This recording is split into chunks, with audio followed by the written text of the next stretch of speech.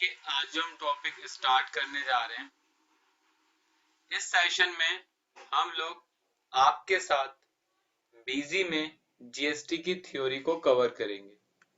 ये हमारी 4th class है जीएसटी थ्योरी की, जिसमें आज हम आपको जीएसटी रेट के बारे में, जीएसटी में जीरो रेटेड सप्लाई के बारे में और कुछ मिसलेनियस प्रोविजन आप लोगों के साथ डिस्कस करेंगे।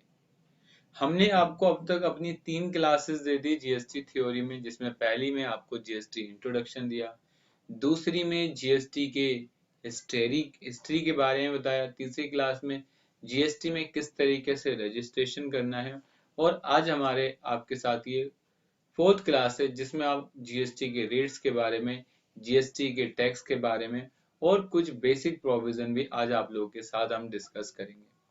अगर आप लोग बिजी या टैली सीखना चाहते हैं और आप अकाउंट्स में अपना कैरियर बनाना चाहते हैं, तो आप हमसे हमारी बिजी की पेन ड्राइव क्लासेस, टैली की पेन ड्राइव क्लासेस ले सकते हैं, जिसमें हमने आपके साथ हर एक टॉपिक को कवर करा है जो आप लोगों के लिए इम्पोर्टेंट है। तो चलिए आज अपने टॉपिक को स्टार्ट करते हैं अगेन।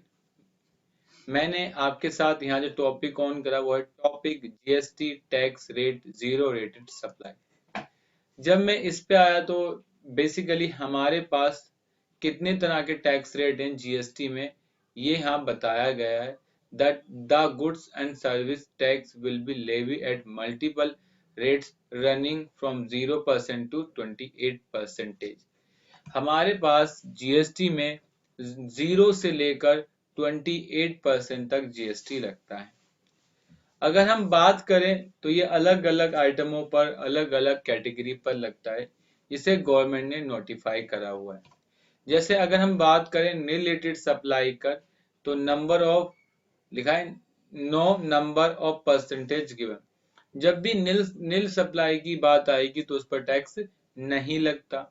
टैक्सेबल रेट की बात करें तो 5%, 12%, 18%, 28%, ठीक है, ये टैक्सेबल रेट है। लेकिन अगर हम स्पेशल रेट की बात करें तो 0.25 और 3%। 3% हमारा ज्वेलरी पर लगता है, ठीक है। तो बेसिकली जो टैक्सेबल रेट है वो 5%, 12%, 18%, 28%। नंबर ऑफ परसेंटेज गिवन है।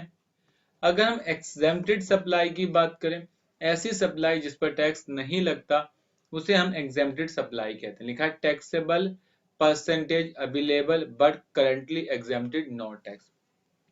ऐसी बहुत सारी सर्विसेज हैं जो गवर्नमेंट ने एग्जाम करी हुई। जैसे आप स्कूल में कोई सर्विस लेते हो तो आपको जीएसटी नहीं देना पड़ता।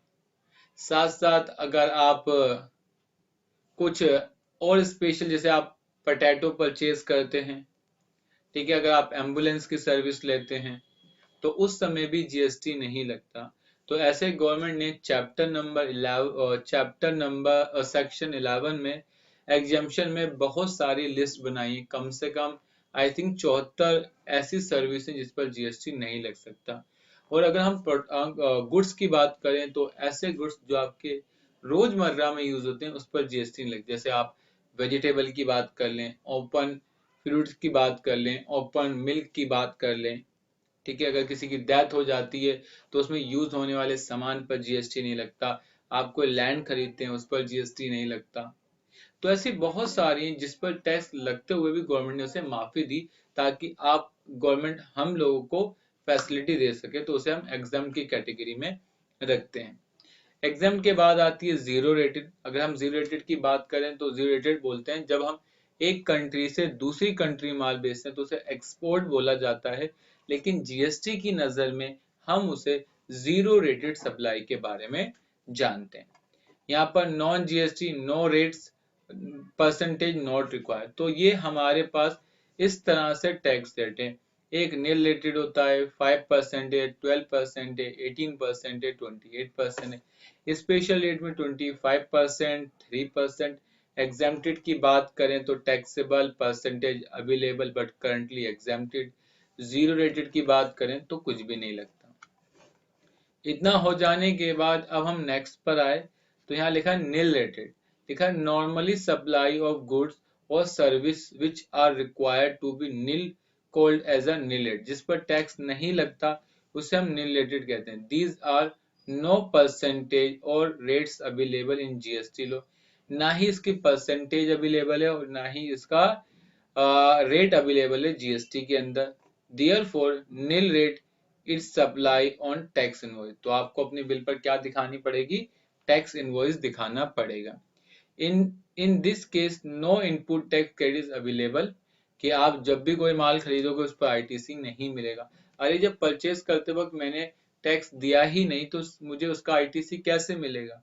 आईटीसी का मतलब तो आप जानते होंगे, input service input tax credit. क्या होता है इनपुट टैक्स क्रेडिट।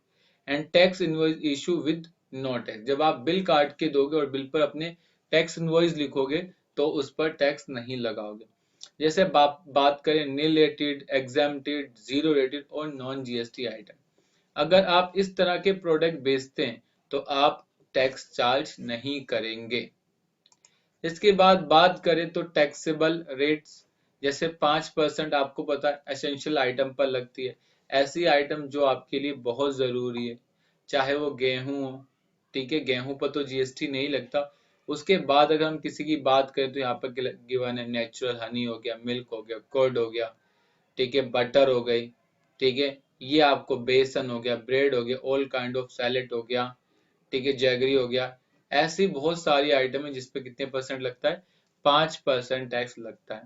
लेकिन इसके बाद क्या दिखा है, the lowest rate would be for common use item, और वो अगर कोई कॉमन यूज आइटम है, जैसे अगर हम अपेरल्स बिलो INR 1000 से अगर कोई चीज नीचे की है, अगर आपको पता है हम कोई गारमेंट खरीदते हैं या हम कोई शर्ट पैंट खरीदते हैं, अगर उसकी कीमत 1000 रुपए से नीचे है तो उस पर 5% लगता है, और अगर वो कीमत 1000 रुपए से ज्यादा की हो जाती है तो उसी प्रोडक्ट पर 12% लगता है।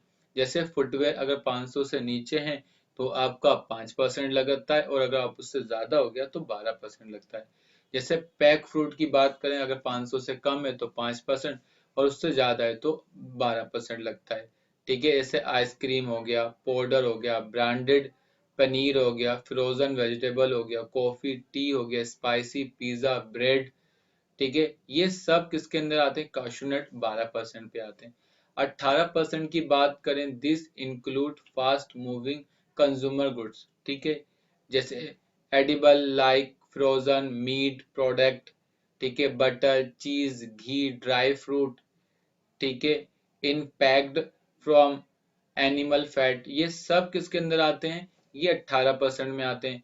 आयुर्वेदिक मेडिसिन, ठीक है, ऑल डायग्नोस्ड किड्स एंड, ठीक है, ये सब किसके अंदर आती हैं, आपकी 18% के अंदर कवर की जाती हैं। अगर हम 28 की बात करें तो 28 में उल्टा लग्जरी आइटम को कंसीडर किया गया है। ऐसी आइटम जो एक गरीब के लिए इम्पोर्टेंट नहीं होती उसे हम 28% में रखते हैं, ठीक है, जैसे चाउमीन, ग्राम, बीड़ी, ठीक है, ये सब किसके अंदर 28%। चॉकलेट हो गई, ठीक है, पान मसाला हो गया आपका, पर्सनल केयर आइटम हो गई, ठीक है, पेंट हो गया, वाटर हीटर हो गया, ठीक है, ये सब किसके अंदर परसेंट में आती है, 28% की कैटेगरी में आती है। इसके बाद आगे बढ़े, जैसे आप यहाँ शेविंग क्रीम हो गई, अल्टर शेव हेयर शैम्पू हो गया, ड्राई, ये सब कितने परसेंट पे आते हैं, 18% की कैटेगरी, 28% की कैटेगरी में आते हैं। 0.25 में आपका ज्वेलरी एंड स्टोन आते हैं, जैसे आप प्रीसियस आइटम कह सकते हैं, अदर देन डायमंड, डायमंड को कवर नहीं किया जाता, एंड सेमी प्रीसियस स्टोन, अनवर्क्ड और सिंबली सून, और ठीक है, तो ये सब आइटम किसके अंदर कवर की जाती है, 0.25% के अवर कवर की जाती है। 3% में आपकी jewellery and stone item not listed in 0.25%, अगर कोई आइटम जो 0.5 के अंदर नहीं लिस्टेड है उस पर 3% लगता है, ठीक है। तो ये जो आइटम है सब 3% वाली, जो आपकी गोल्ड, सिल्वर, ये सब किसके अंदर आती हैं, आपकी 3% वाली कैटेगरी में आती है।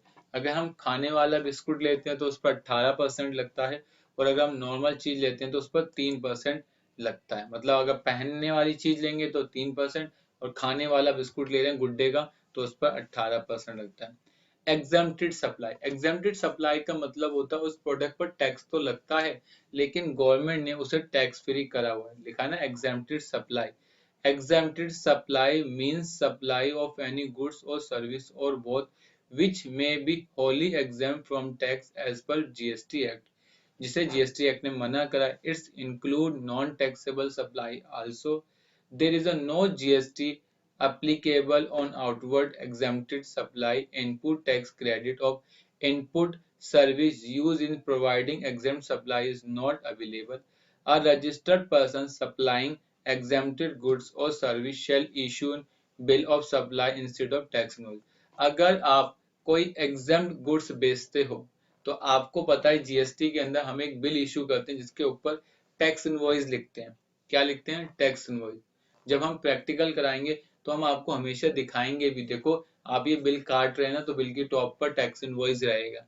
लेकिन आपको पता है अगर आप एग्जेम्प्टेड गुड्स बेचते हो तो आप बिल के ऊपर टैक्स इनवॉइस ना लिख के आप बिल के टॉप पर लिखोगे बिल ऑफ सप्लाई। सर ऐसा क्यों करते हैं? ऐसा इसलिए करते हैं ताकि हम जिसको माल बेच रहे हैं उसे ये पता हो कि जब टैक्स इनवॉइस मिलता है तभी मैं उस चीज का आईटीसी ले सकता हूँ, और अगर हमें टैक्स इनवॉइस नहीं मिलता तो हम बिल का आईटीसी नहीं ले सकते। क्लियर है? इतना हो जाएगा। आगे चलें। इसके बाद zero rated supply means any of the following supply of goods और सर्विस और बोथ। अगर तुम एक्सपोर्ट करते हो, अगर तुम एक्सपोर्ट करते हो तो उसे हम लोग क्या बोलते हैं? Zero rated supply. आपको पता है ना एक्सपोर्ट पर टैक्स नहीं लगता। सर एक्सपोर्ट पर टैक्स क्यों नहीं लगता? क्योंकि ये एक इंटरनेशनल प्रिंसिपल है जिसे हम dB destination based tax DBT बोलते हैं। डीबीटी टैक्स के अगेंस्ट इंटरनेशनल एक प्रिंसिपल बना है कि जब एक कंट्री किसी दूसरी कंट्री में माल भेजेगी तो वो कंट्री टैक्स नहीं लगाएगी, जिस कंट्री के पास माल आएगा वो टैक्स चार्ज करेगा। तो इसका मतलब जब तुम अपना एक प्रोडक्ट किसी दूसरी कंट्री में बेचते हो तो उस समय टैक्स नहीं लगता है। ये हमारी गवर्नमेंट ने नहीं करा, ये एक इंटरनेशनल प्रिंसिपल। ये कितना है?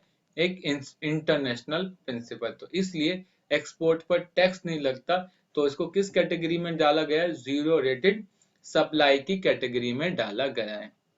इसके बाद स्पेशल इकोनॉमिक जोन। अगर तुम अपना माल स्पेशल इकोनॉमिक जोन में बेचते हो, सर ये स्पेशल इकोनॉमिक जोन कौन सी होती है? जैसे आप जब गाजियाबाद जाओगे तो वहां लिखा होता है welcome to special economic zone. वो कहते हैं आपका स्पेशल इकोनॉमिक जोन में स्वागत है। ये कुछ ऐसे एरिया होते हैं जिनका मैक्सिमम काम एक्सपोर्ट करना ही होता है, या ये उस एरिया को डेवलप करने का काम करते हैं। तो गवर्नमेंट ने कहा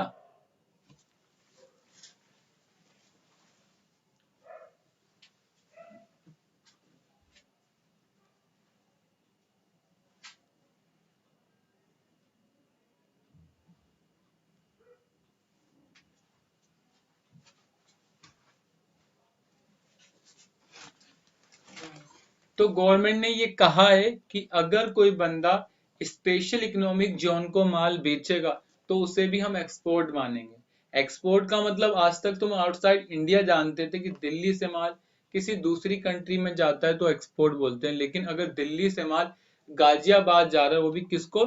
स्पेशल इकोनॉमिक जोन को भी, तो भी उसे हम एक्सपोर्ट मानेंगे और एक्सपोर्ट पर कोई टैक्स नहीं लगाएंगे। और दूसरा होता है सप्लाई ऑफ गुड्स और service to a special economic zone developer. जैसे एक स्पेशल इकोनॉमिक जोन होता है वैसे एक स्पेशल इकोनॉमिक डेवलपर एरिया होता है जो वहां पर डेवलपिंग का काम करता है। तो अगर आप उन लोगों को भी माल बेचोगे तो भी हम उसे किस कैटेगरी में रखेंगे? जीरो रेटेड सप्लाई की कैटेगरी में रखेंगे। किस कैटेगरी में रखेंगे? जीरो रेटेड सप्लाई की कैटेगरी में रखेंगे। इसके बाद हमने इसे आगे बात करा तो जीरो रेटेड सप्लाई। अगर आप सेक्शन 16 ऑफ आईजीएसटी एक्ट पढ़ेंगे तो पूरा स्पेशली डिजाइन किया गया जीरो रेटेड सप्लाई के लिए। लिखा है the credit of input and input service are allowed wherever the supply are made without payment of tax and tax paid on the input and or input service will refunded. That's why unutilized input tax credit would be refunded.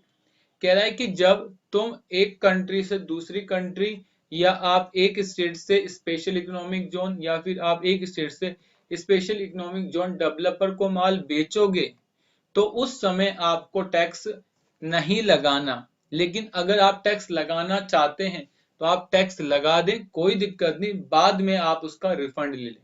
जैसे government ने दो option दी, आप या तो tax लगा के माल बेचो या आप टैक्स लगा के माल बेचो। मैंने टैक्स लगा के माल बेचा तो गवर्नमेंट मुझे नेक्स्ट मंथ रिफंड कर देगी, या मैंने विदाउट टैक्स बेचा तो कोई बात ही नहीं। तो मेरे पास दोनों ऑप्शन है कि जब मैं एक्सपोर्ट या स्पेशल इकोनॉमिक जोन या फिर मैं स्पेशल इकोनॉमिक जोन डेवलपर को माल बेचूंगा तो मैं टैक्स लगाऊं या मैं टैक्स ना लगाऊं। इतना हो जाने के बाद अब आता है topic what does not fall within the ambit of GST, ambit of GST. आ जाएं, आगे चलते हैं। बेसिक कस्टम ड्यूटी, ठीक है, this would continue to be levied per existing provisional enacted by the central government. आपको पता है बेसिक कस्टम ड्यूटी आज भी लगती है। अगर तुम लोग यहाँ पर लिखा है कि ये आने जीएसटी आने के बाद भी तब भी अभी भी कस्टम ड्यूटी लगती है।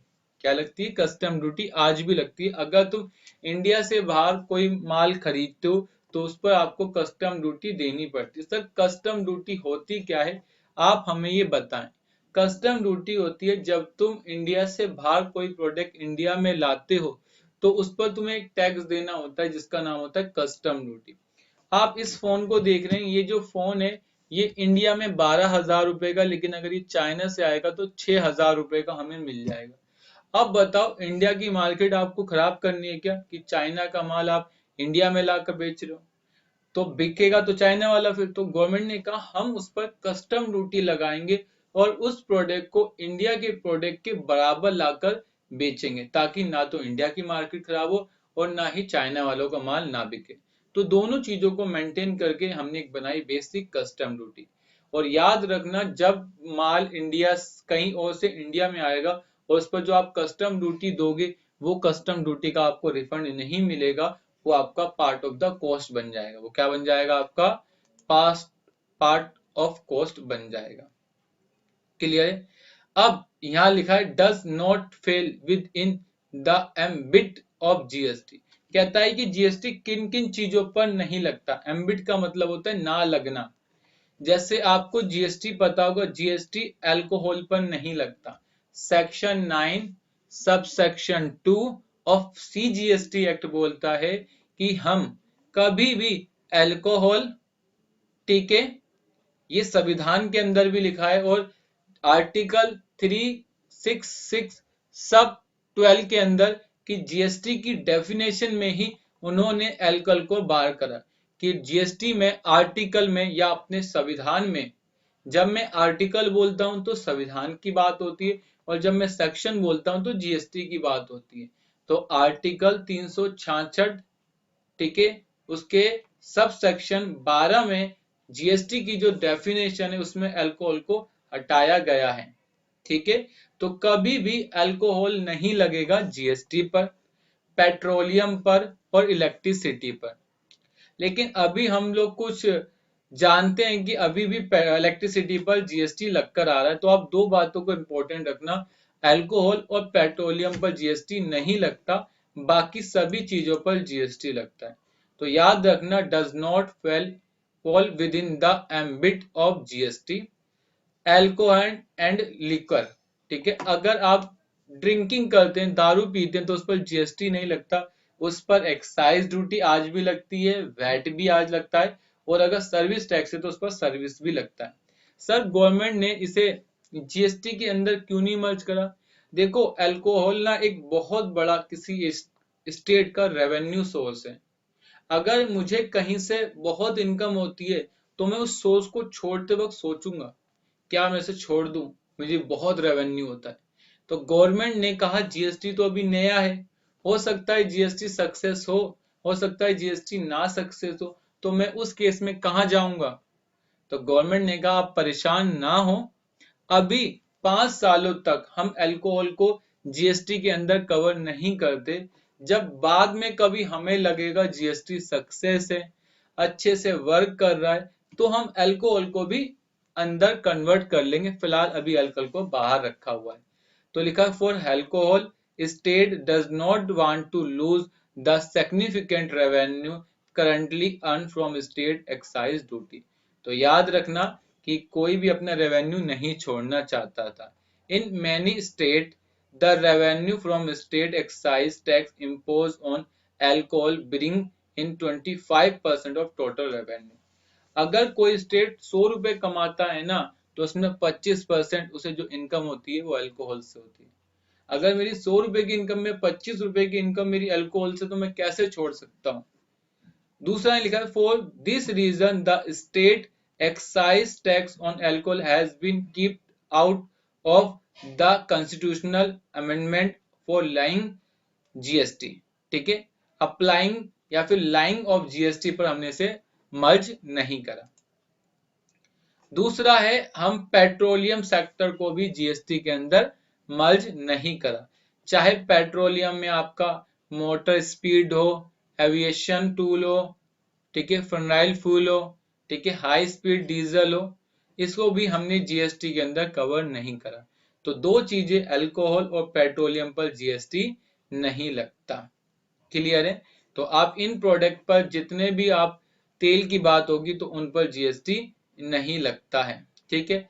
एज पर petroleum product although the GST constitutional amendment provide it's for the lying GST on the product at all the time frame for their inclusion to be decided by the GST council। देखो alcohol पर तो GST नहीं लग सकता जब तक संविधान को अमेंड ही नहीं किया जा सके, लेकिन पेट्रोलियम पर जीएसटी लग सकता है एक समय सीमा के बाद जब जीएसटी काउंसिल की मंजूरी होगी। लेकिन पेट्रोलियम पर कभी जीएसटी मतलब अल्कोहल पर कभी जीएसटी नहीं लग सकता। अगर लगाना है तो संविधान को चेंज करना पड़ेगा, और संविधान इतनी जल्दी चेंज नहीं होता। उसके लिए राज्यसभा लोकसभा बैठती है, कैबिनेट की मीटिंग होती है, एंड देन उसके बाद ही किसी चीज को अमेंड किया जाता है। जबकि पेट्रोलियम प्रोडक्ट पर काउंसिल जीएसटी काउंसिल की एक मीटिंग होनी है, उसके बाद एक नोटिफिकेशन निकाल के पेट्रोलियम सेक्टर को भी जीएसटी के अंदर लाया जा सकता है। क्लियर है। आ जाए। ठीक है। Electricity does not fail under GST at percentage. GST is not applicable for electricity, तो इस पर इलेक्ट्रिसिटी एप्लीकेबल नहीं होती। तो बस अब ये लास्ट क्वेश्चन है आपका, how many digits in GST number. तो आपको पता है सी आपका आंसर होगा, क्योंकि हमारा जीएसटी नंबर 15 अंकों का होता है, जो हमने अपनी लास्ट क्लास में सीखा था, जिसमें 2 state code, 10 IT pan card number, 13 आपका आइडेंटिटी कोड, 14 एंड 15 आपका 14 डिफॉल्ट होता है और 15 आपका चेक डिजिट्स होता है। तो ये आज हमने आपके साथ बेसिक के अंदर आइटम की टैक्स कैटेगरी को डिस्कस कर लिया, जीरो रेटेड सप्लाई को डिस्कस कर लिया, बेसिक कस्टम ड्यूटी के बारे में डिस्कस कर लिया, किन किन पर जीएसटी नहीं लगता हमने आज आपके इस सेशन में फिनिश कर लिया। ठीक है, तो आज हम इस सेशन को यहीं स्टॉप करते हैं। Thank you for watching video.